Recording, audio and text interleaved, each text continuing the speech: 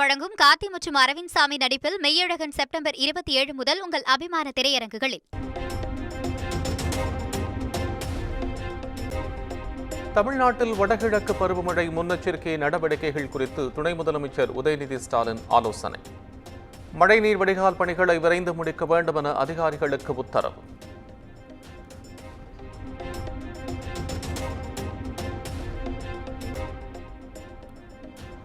அனைவரும் ஒன்று என்பதுதான் சனாதன தர்மம் என வள்ளலார் பெருவிழாவில் ஆளுநர் ஆர் என் ரவி பேச்சு.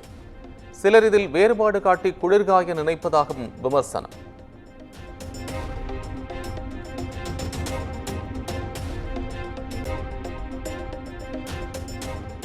உயிர்களிடத்து வேற்றுமையும் ஏற்றத்தாழ்வும் காணாத சமத்துவ நெறியை போற்றுவோம்.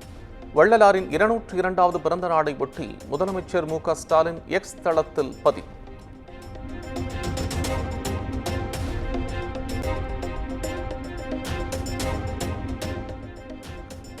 இந்து மகாசபையின் தலைவர் சாவர்கர் ஆங்கிலேயர்களுக்கு மன்னிப்பு கடிதம் எழுதியவர் என விமர்சித்த விவகாரம். மக்களவை எதிர்க்கட்சித் தலைவர் ராகுல் காந்திக்கு புனே சிறப்பு நீதிமன்றம் சம்மன்.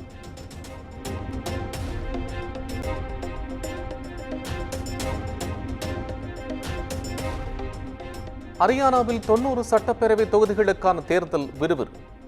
காலை 11 மணி நிலவரப்படி 22.7% வாக்குகள் பதிவு.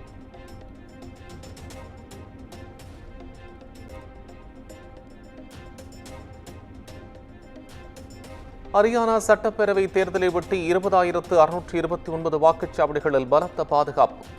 மாநிலம் முழுவதும் சுமார் 2 கோடி மக்கள் வாக்களிக்கின்றனர்.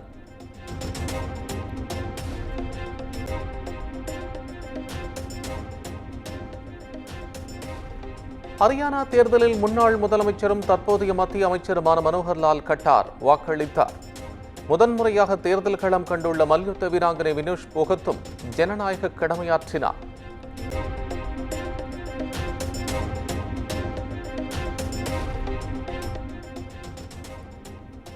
ஒலிம்பிக்கில் பதக்கம் வென்ற வீராங்கனை மனு பாக்கர் ஹரியானா தேர்தலில் முதன்முறையாக வாக்களித்தார். தாயாருடன் நீண்ட வரிசையில் நின்று தனது வாக்கினை பதிவு செய்தார்.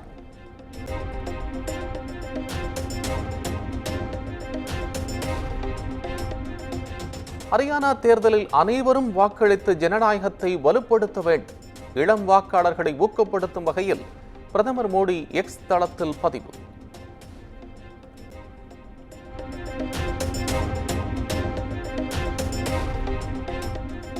சென்னை மத்திய குற்றப்பிரிவு அலுவலகத்தில் விசாரணை அதிகாரி முன்பு அமைச்சர் செந்தில் பாலாஜி ஆஜர். உச்சநீதிமன்ற உத்தரவின் அடிப்படையில் ஆஜராகி கையெழுத்திட்டார்.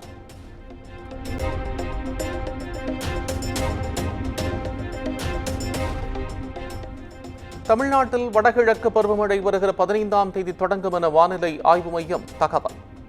வருகிற 9ஆம் தேதி வரை கனமழை பெய்யும் எனவும் எச்சரிக்கை.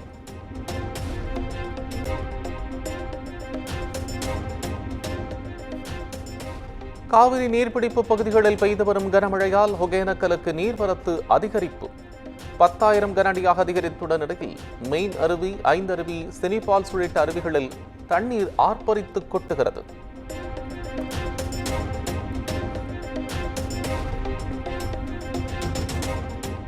மேட்டூர் அணைக்கு வரும் நீரின் அளவு 6,000 கனஅடியிலிருந்து 8,268 கனஅடியாக அதிகரிப்பு. பாசன தேவைக்காக அணையிலிருந்து 15,800 கனஅடி நீர் வெளியேற்றம்.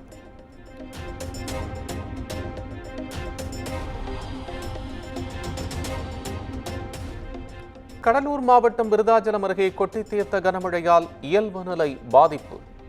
மருங்கூர், கீரனூர் உள்ளிட்ட இடங்களில் உள்ள 300 ஏக்கர் விளைநிலங்கள் சேதம். விவசாயிகள் வேதனை.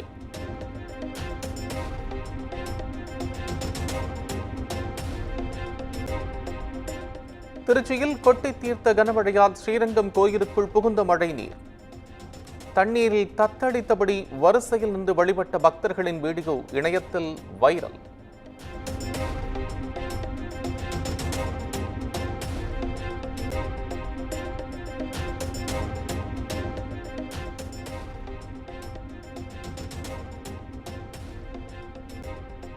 மதுரையில் சூறாவளி காற்றுடன் பெய்த கனமழையால் பழமையான மரம் வேரோடு சாய்ந்து விழுந்தது.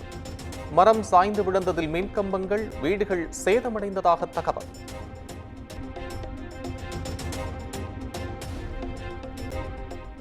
புரட்டாசி 3வது சனிக்கிழமையை ஒட்டி தமிழகம் முழுவதும் உள்ள பெருமாள் கோயில்களில் பக்தர்கள் சுவாமி தரிசனம்.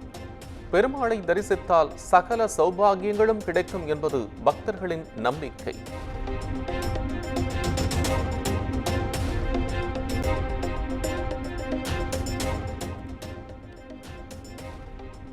ராமேஸ்வரத்தில் உள்ள கோடி தீர்த்தத்தில் நீராட கோவில் பணியாளர்கள் கூடுதலாக பணம் கேட்பதாக பக்தர்கள் குற்றச்சாட்டு.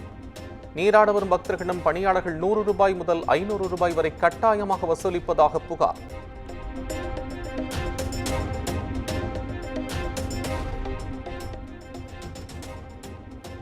புரட்டாசி 3வது சனிக்கிழமை என்பதால் தருமபுரி பூ மார்க்கெட்டில் பூக்களின் விலை கிடுகிடு உயர்வு.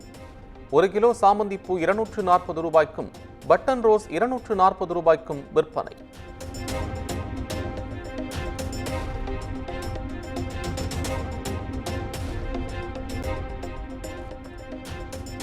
கீழடி 10ஆம் கட்ட அகழாய்வில் கலைநயமிக்க சுடுமண் தொட்டி கண்டெடுப்பு. உறைகிணறாக இருக்க வாய்ப்பு என தகவல்.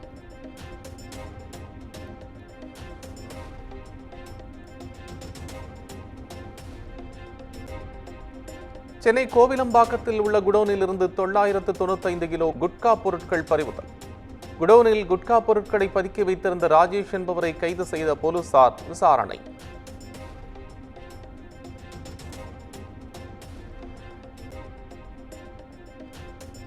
நடிகை சோனா வீட்டில் சுவர் ஏறி குதித்து கத்தியை காட்டி மிரட்டிய 2 இளைஞர்கள் கைது. திருடும் நோக்கில் சுவர் ஏறி குதித்தனரா அல்லது வேறு ஏதேனும் காரணமா என காவல்துறையினர் விசாரணை.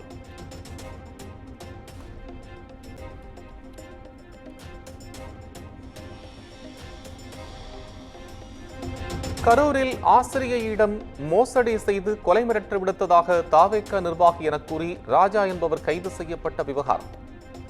கைது செய்யப்பட்ட நபர் தங்களது கட்சி நிர்வாகியே இல்லை என தாவேக அறிக்கை.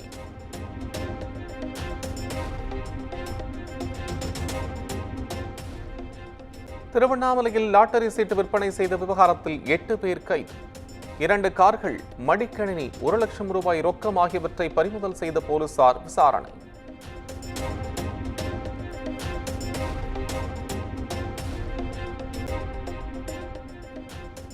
மதுராந்தகம் அருகே காணாமல் போன கல்லூரி மாணவியை கண்டுபிடித்து தரக்கோரி கிராம மக்கள் சாலை மறியல். புகார் அளித்தும் போலீசார் நடவடிக்கை எடுக்கவில்லை என கூறி போராட்டத்தில் ஈடுபட்டதால் பரபரப்பு.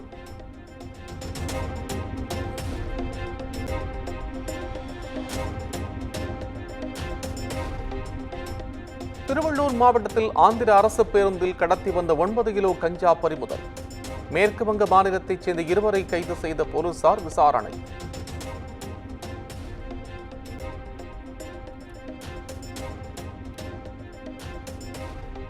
சென்னை அபிராமபுரம் ஆர்கே நகரில் உள்ள தனியார் பள்ளிக்கு வெடிகுண்டு மிரட்டல். வெடிகுண்டு நிபுணர்களை கொண்டு போலீசார் சோதனை நடத்திய நிலையில் மின்னஞ்சல் மூலம் மிரட்டல் விடுத்த நபர் குறித்தும் விசாரணை.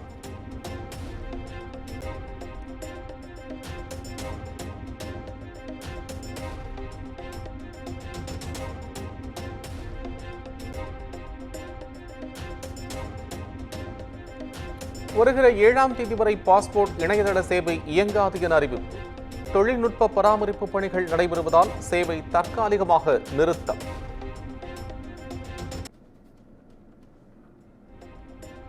அரசு உதவி பெறும் பள்ளி இசை ஆசிரியரிடம் வசூலிக்கப்பட்ட கூடுதல் ஊதியம் தொடர்பான வழக்கு. கூடுதல் ஊதியத்தை திருப்பிக் கொடுக்கும்படி தனி நீதிபதி பிறப்பித்த உத்தரவு ரத்து செய்தது சென்னை உயர்நீதிமன்றம்.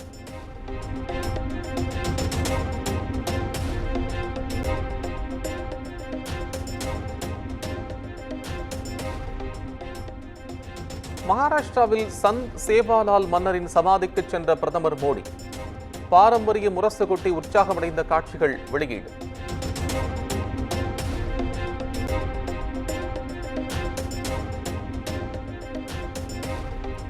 தடை செய்யப்பட்ட பயங்கரவாத அமைப்புடன் தொடர்பில் இருந்ததாக குற்றச்சாட்டு.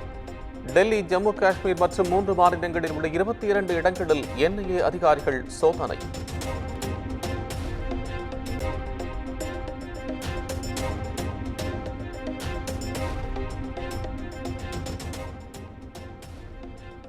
அதானி குழுமம் தொடர்பான பங்குச்சந்தை முறைகேடு விவகாரம்.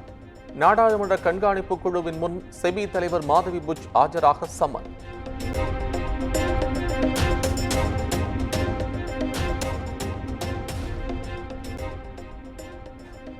சிவா இயக்கத்தில் சூர்யா நடித்த கங்குவா திரைப்படம் அக்டோபர் 3வது வாரத்தில் சென்னையில் இசை வெளியீட்டு விழா நடைபெறுவதாக அறிவிப்பு.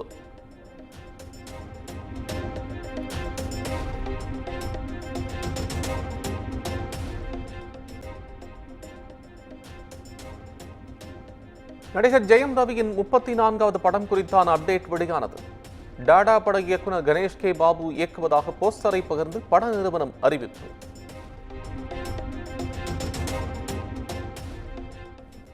என்டர்டெயின்மெண்ட் வழங்கும் கார்த்தி மற்றும் அரவிந்த் சாமி நடிப்பில் மெய்யழகன் செப்டம்பர் 27 முதல் உங்கள் அபிமான திரையரங்குகளில்.